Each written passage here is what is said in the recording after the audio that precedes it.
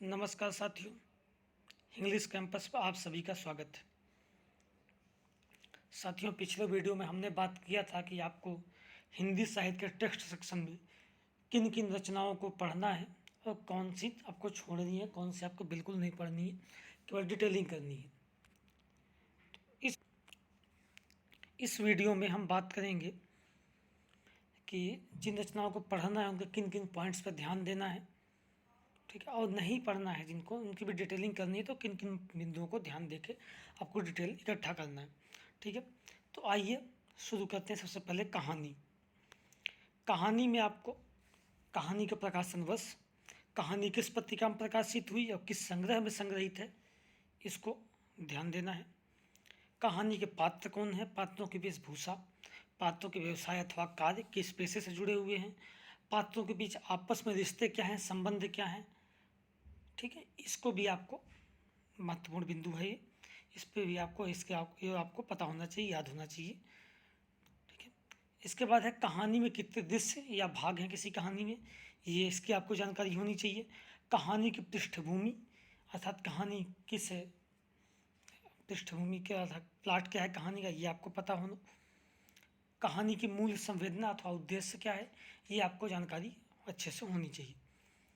इनसे कहानी की पृष्ठभूमि मूल संवेदना से कथन कारण वाले प्रश्न अक्सर बनते हैं, अथवा कोई भी 4-5 जो आपको विकल्प देते हैं कि 4-5 पंक्तियाँ दे दिया इस कहानी के संबंध में सत्य है असत्य है, उसमें से इससे प्रश्न बनते हैं, तो आपको जानकारी होनी चाहिए। कहानी में कोई सूक्त आया है, कोई मुहावरा आया है तो उनके वक्ता कौन है और उसका अर्थ क्या है सूक्ति मुहावरे का, अथवा कहानी से कुछ महत्वपूर्ण कथन, वो भी आपको जानकारी ध्यान होना चाहिए किस कहानी का ये कथन है या किस कहानी की बात चल रही है, ये आपको पता होना चाहिए। कहानी में कोई गीत आया तो वो गीत क्रमवार याद होना चाहिए, शुरू कौन सा है बाद में कौन सा है, कहानी में कौन कौन से शहरों का नाम आया है और किन किन घटनाओं की चर्चा हुई है। फिर अगला बिंदु है लेखक की अन्य कहानियाँ कौन कौन सी हैं अथवा कहानी संग्रह कौन कौन से हैं, उनका कालक्रम आपको पता होना चाहिए। इसके अलावा कहानी में उल्लिखित कोई खास वस्तु हो, जैसे चिप की दावत में फुलकारी है, इस बार प्रश्न नहीं आया था इसी दिसंबर 2022 वाले में कि फुलकारी किस कहानी में उल्लिखित है, तो ऐसे ही किसी और कहानी में कोई खास वस्तु उल्लिखित हो आपको उसकी जानकारी होनी चाहिए। कहानी में घटित घटनाएं इनका क्रमवार याद रखना है, जैसे उसने कहा था कहानी हम ले लें तो आपको पता होना चाहिए कि अमृतसर में लड़का लड़की कब मिलते हैं, फिर जो अंग्रेज़ों की तरफ से लड़ने जाते हैं तो वहाँ जो गोलाबारी होती है, ये थोड़ा लाना से की मृत्यु होती है और लाना से गोली लगती है, ठीक है। ये क्रम आपको पता होना चाहिए कौन कौन सी घटनाएं कैसे घटी, पहले कौन सी बाद में कौन सी, ठीक है। इन बिंदुओं को आपको कहानी में ध्यान देना है। अब आइए बात करते हैं उपन्यास में कि उपन्यास में किन किन बिंदुओं को ध्यान रख के आपको पढ़ना है अथवा किन किन बिंदुओं की डिटेलिंग आपको करनी है, ठीक है। तो सबसे पहले आपको प्रकाशन वर्ष ये तो ध्यान ही जरूर रहना चाहिए, सभी उपन्यासों का प्रकाशित कब हुआ, कौन पहले हुआ कौन बाद में हुआ, इससे भी रचनाएं इस बार इससे सभी प्रश्न इस बार भी पूछे गए थे, तो ये आपको पता ही होना चाहिए कि जो टेक्स्ट में लगे हैं उनका प्रकाशन वर्ष एकदम याद होना चाहिए, और भी महत्वपूर्ण जो उपन्यास है उनका भी प्रकाशन आपको याद होना चाहिए, ठीक है।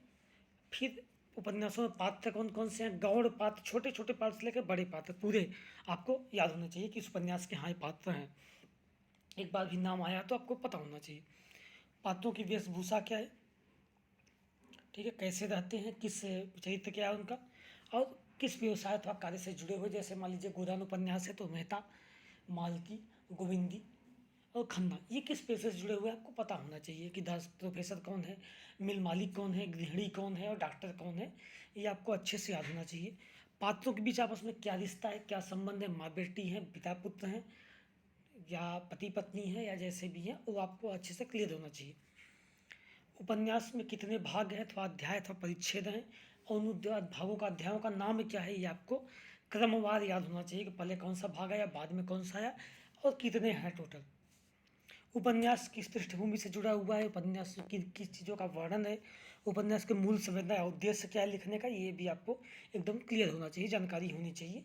इनसे कथन निष्कर्ष वाले प्रश्न आपको हल करने में आसानी हो जाएगी। उपन्यास में किस शहर का उल्लेख किया गया है, किन किन शहरों का उल्लेख किया गया है, कौन कौन सी राजनीतिक और सामाजिक घटनाएं उसमें आती हैं, इसकी आपको जानकारी होनी चाहिए। उपन्यास के विषय में अन्य विद्वानों की राय क्या है, आलोचकों की राय क्या है, क्या क्या बोले हैं, वो भी आपको पता हो। उपन्यास में कौन कौन से महत्वपूर्ण कथन है, जैसे कथन क्या कौन कर रहा है, उनके वक्ता कौन है, कौन बोलता है और किससे कर रहा है, किसके बीच संवाद है, ये पता हो। उपन्यास में कोई सूक्ति मुहावरा आया हो तो उसको आपको जानकारी होनी चाहिए, उसका अर्थ पता होना चाहिए। टेक्स्ट में लगे लेखक जो है उनके अन्य उपन्यास कौन कौन से हैं, उनका कालक्रम वाइज याद होना चाहिए। उपन्यासों अन्य उपन्यासों की मूल संवेदना और पात्र भी आपको पता होना चाहिए। उपन्यास में आया कोई विशेष शब्द, जैसे कोई ऐसा शब्द है विशेष, जैसे इस बार पूछा था महिला आंचल में हैजा से रिलेटेड कोई शब्द था, ठीक है, उससे पूछा था कि इसका अर्थ क्या है, ठीक है। उपन्यास की भूमिका, जब तो उपन्यास पढ़िए तो भूमिका जरूर पढ़िए। भूमिका कोई बड़ी बात कही गई, जैसे महिला आंचल में कहा गया था कि उस उपन्यास में सूल भी हैं फूल भी हैं, तो आपको पता हो। उपन्यास में कोई कविता है, ठीक है, तो वो इसकी भी आपको जानकारी होनी चाहिए। उपन्यास में स्त्री और दलित विमर्श की बात, जैसे महिला आंचल उपन्यास में कविता, बहुत सारी कविताएं हैं, तो क्रमवार होनी चाहिए कौन कौन सी कविता इसमें है कौन सी नहीं है, ठीक है। उपन्यास में स्त्री और दलित विमर्श की चर्चा की गई हो तो वो भी आपको जानकारी होनी चाहिए, जैसे गोदान उपन्यास में दलित स्त्री विमर्श की चर्चा की गई है, ठीक है। तो इसकी भी विस्तृत आपको जानकारी होनी चाहिए, कौन करता है, कैसी चर्चा की गई है, दलित मतलब स्त्रियों को कोसा गया है जब बड़ाई की गई है, जैसे यथा दलितों के खिलाफ है, दलितों के पक्ष में है, ये चीज़ें आपको अच्छे से उसकी जानकारी होनी चाहिए, ठीक है। अब आते हैं नाटकों पे। तो नाटकों में एक तो प्रकाशन वर्ष आपको पता ही होना चाहिए, नाटकों के पात्र और पात्रों की वेशभूषा, इससे प्रश्न बहुत सारे बनते हैं। दिसंबर 2022 का जो एग्जाम हुआ उसमें भी कई नाटकों के पात्रों से, जैसे चंद्रगुप्त का ही पात्र पूछ लिया था, ठीक है। तो ये पात्रों की वेशभूषा पूछता है, जैसे आधे अधूरे नाटक था, उसमें एक ही पुरुष पात्र 4 रोल निभाता है कपड़े बदल बदल के, तो ये मिलाने को दे देता है कि कौन सा पात्र कैसे कपड़े पहनता था, किस कार्य अथवा व्यवसाय किस पेशे से जुड़े हुए हैं पात्र, इसकी भी जानकारी हो। पात्रों के बीच आपका संबंध क्या है, रिश्ता क्या है, क्या दोस्त लगते हैं, पति पत्नी है, ये भी जानकारी हो। नाटक में महिला और पुरुष पात्र कितने हैं, टोटल कितने पात्र हैं और कितनी महिलाएं हैं कितने पुरुष हैं, इसकी भी जानकारी हो। नाटक के अंक आपको ध्यान देने हैं और दृश्य ध्यान देने हैं, कितने अंक हैं कितने दृश्य हैं, अंकों के नाम आपको क्रम से याद होने चाहिए।